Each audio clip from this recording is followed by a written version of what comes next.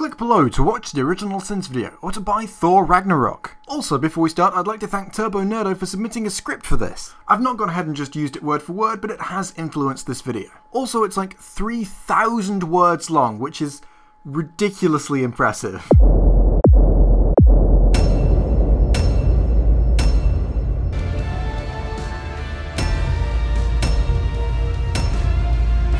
"41 seconds of logos! You know, if this Disney-Fox merger goes through, there's a good chance it's going to result in even longer opening logo sequences, with even more logos per film, and that's gonna suck. Well, it's not gonna suck for you, because it's literally your job to complain about things like this. It's gonna make your life easier. Come to mention it, it's not gonna suck for me either, because I get to complain about you complaining about stuff. And then we have CinemaSins Part 2, where the cycle continues. It's coming soon.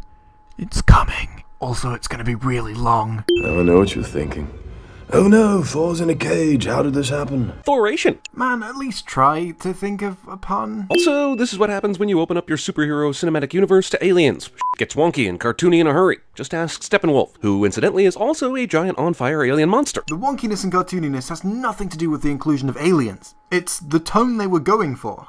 I cannot die, not until I fulfill my destiny and lay waste to your home. What a shitty destiny, for him and everyone else. He's like an intergalactic Airbnb nightmare. Turbo Nerdo wanted me to sin this one for not being funny, but I actually quite liked that joke. And this is my channel, and I get to do what I want, so I'm not going to sin it. Ha ha ha ha. Then you have seen Ragnarok, the fall of Asgard. Ragnar roll credits. Hey, so just a reminder, sometimes films are named after a thing that's in the film, because, you know, the title has to tell you what the film is about. And when that's the case, sometimes the characters in the film will say the thing that it's named after, because, you know, because they have to talk about it because it's a part of the film. And in that case, saying that isn't a sin, because it would be much more difficult and completely unnecessary to avoid saying it just because it's the title when it's an integral element of the film. Although I would just like to imagine... hang on, what's this guy's name? Shit. I would just like to imagine Sir Ter just dodging saying Ragnarok, because he doesn't want to piss off Jeremy. The Great Prophecy. Prophecies. Although prophecies normally are pretty sin-worthy, the prophecy in Thor Ragnarok is very well handled and really enhances the story. Instead of just a generic, dull prophecy that retracts from the story by just telling you how it's going to end, like in, say, Harry Potter, the one in Ragnarok is designed to make you think it's just part of a throwaway cold open, when actually it becomes an integral part of the plot. This prophecy coming true actually subverts your expectations. Although them putting scenes from that in the trailer, and also naming the film after it, didn't help, but that's not what you made a sin for. So... Hammer porn, though I'd caution you not to search a real porn website for hammer porn, unless you like smashed dicks and improvised dildo. Any of you familiar enough with my content will know that I'm now fully obliged to go and find out what actually comes up and report back to you on it. I'm not terrifically happy about it, but that's just the way things are. Okay, admittedly, this isn't what I expected to find, but it's a pleasant surprise compared to what could have come up. Just some fucking Overwatch gameplay footage, I think. I've never actually played that game. It looks like what I think the game looks like, though. But yeah, I wasn't just forced to see any smashed dicks, so I'm not going to add a sin. I'm supposed to announce your arrival. F off, dude. There is no point in jogging to the city to arrive 10 minutes after Thor like you've accomplished something. Well, the point is that that's his job, and is what's expected of him, so even if he's actually physically incapable of completely fulfilling his task, he should at least try. I mean, I wouldn't, because I'm lazy as shit, but this guy's got a good work ethic. I can't believe you're alive. It's why, in general, you can never take death seriously in these movies. Big dramatic death scenes turn into parody plays starring Matt Damon. No resurrections this time. No, I've stopped Ragnarok. I put an end to Surta. It's already begun. She's coming. Odin, who is thousands of years old, plays the pronoun game so that Thor has to ask who the hell she is. Jeremy, who is 42 years old, brings up Odin's age for no reason. Couldn't stop it, so I imprisoned her. Isn't that virtually the same thing? What a crazy universe we live in when someone can imprison a person with magic, but can't stop that person with the same magic. I like this sin. Okay, so if Hela's power is drawn from Asgard, how is she able to do this on Earth? Odin told us her powers would be limitless on Asgard, so how is this not already limitless? Because doing one thing, even if it's quite impressive, doesn't constitute limitless power? You fucking numpty?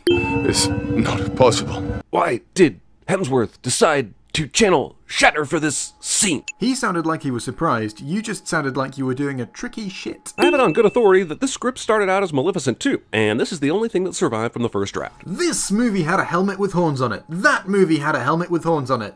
And that's a sin. Or Crash lands on a planet full of trash, and tell me this isn't the same place where the Transformers found themselves in The Transformers the movie. This movie had, I don't know, because I'm guessing, you know, it's a planet full of trash, but I really don't know because I can't bring myself to care about the Transformers movies. But pretend, if you've seen those movies, that I said whatever the thing is that these movies have in common, which is apparently a sin. Pretend I drew attention to that and how it's not really a sin, because movies are allowed to have similarities. Many apologies, Your Majesty. It's kind of crazy how little this movie has to do with Ragnarok. It's like a side quest that you'd play in a Thor RPG if you had the time. Oh yeah, it must be one of those side quests that gives you an item that's necessary to fulfill the ending. Wait a second, we call that part of the main story. Because it is, and shut up.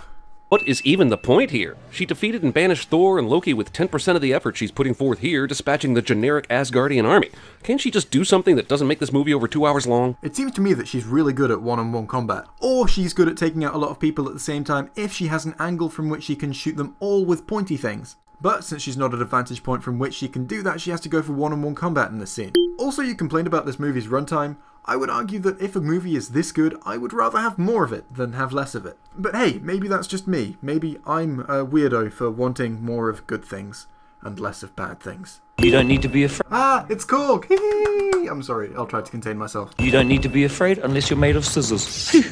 Just a little rock, paper, scissors joke for you. In space? Way out in space? They still do rock, paper, scissors? I'd say on the one planet where people come from all over by falling through wormholes, including from Earth, that them knowing what rock, paper, scissors isn't unreasonable. Has no one been taught our history? You've been banished for decades, but you finally come home and expect the society that banished you to have taught your story to impressionable kids? That means nothing.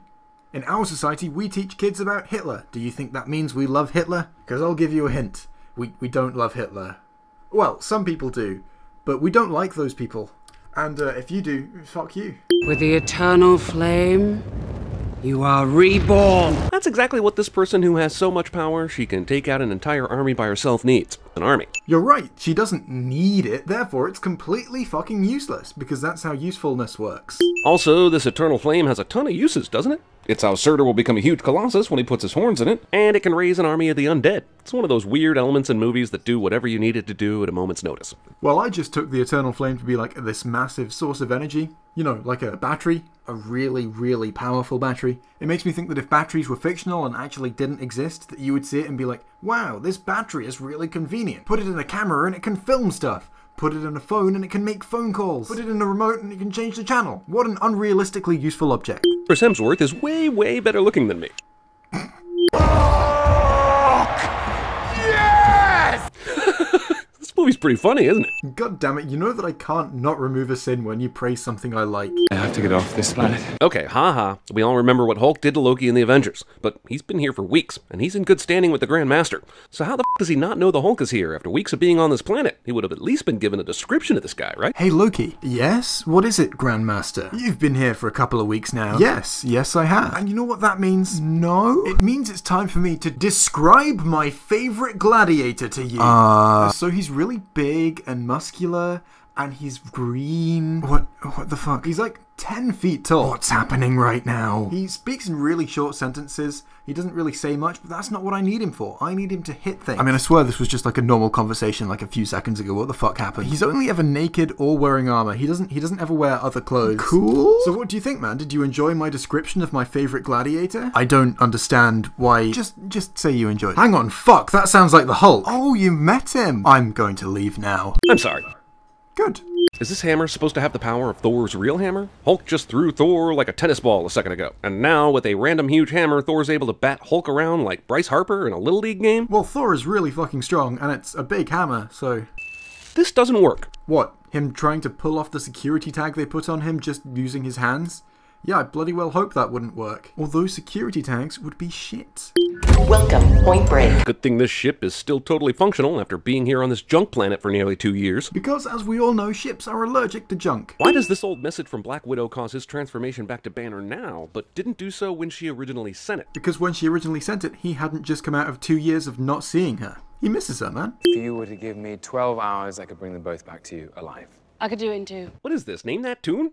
Just both go and try and do it. Jesus. Is there any reason only one of them would get sent after Thor and Hulk? Well, yeah, because I'm sure the Grand Master wouldn't want to unnecessarily pay 2 people when he could just pay 1. Is that a dragon fan? More importantly, are those grapes? I'm sorry, did you just say the words, more importantly? Also, that is not a sin, that's a question. Jeremy must learn the difference between questions and sins.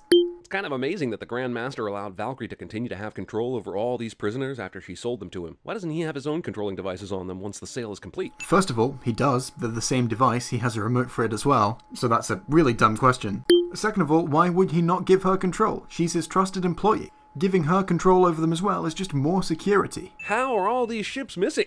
They're fucking not. Coming up on the devil's anus! Man, this movie has more utterances of the word anus than most anal porn or even most proctology lectures. The first one is only true because anus isn't a particularly sexy word. The second one just isn't. I mean, I went and found a transcript of the movie for this sin. They only say the word anus 7 times, and I think you're a big enough boy to deal with that. Here, up in the mountains. Heat signatures. People clustered together. How is it so easy for this ship to find the people, and thereby the Bifrost sword, but the f***ing god of death who flings daggers with her brain and crushes magic hammers wasn't able to find it until she threatened to start beheading fools and someone told her where it was? Because in that massive list of powers that Hela has, none of them were locating heat signatures. I'm not sure I understand Thor's battle plan here. You don't understand something, and I guess I'm gonna say that's probably a you thing, rather than a flaw with the film. You know, just a guess based on how this normally goes.